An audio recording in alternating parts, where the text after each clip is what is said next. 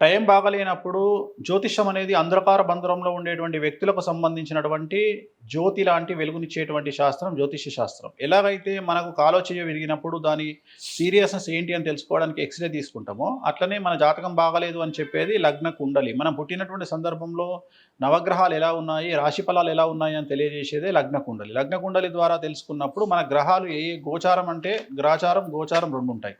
వాటిని బేస్ చేసుకొని మన జాతకాన్ని విశ్లేషిస్తూ ముందుకు వెళ్ళి ఆ గ్రహాల ప్రభావం చేత ఏ గ్రహం ఎక్కడుందని తెలుసుకొని వాటికి పరిహారాలు చేసుకోవడం వల్ల ఎలాగైతే రోగానికి ముందు మనం వేసుకునే టీకా వ్యాక్సినేషన్ ఎలా పనిచేస్తుందో అలాగే మనం చేసుకునేటువంటి పూజలు ఆ గ్రహాలను సాటిస్ఫై చేస్తూ నిర్వహించేటువంటి పూజల ద్వారా రిజల్ట్ అనేటువంటిది వస్తుంది. దాంట్లో దక్షిణాచారం, వామాచారం, కౌళాచారం అని 3 రకాల రెమెడీస్ ఉంటాయి. మనం జనరల్గా వామాచారం చాలా తక్కువగా చేస్తారు. తెలుగు రాష్ట్రాల్లో వామాచారం నిర్వహించే వ్యక్తిగా నేను ఒక్కడనే ఉన్నాను.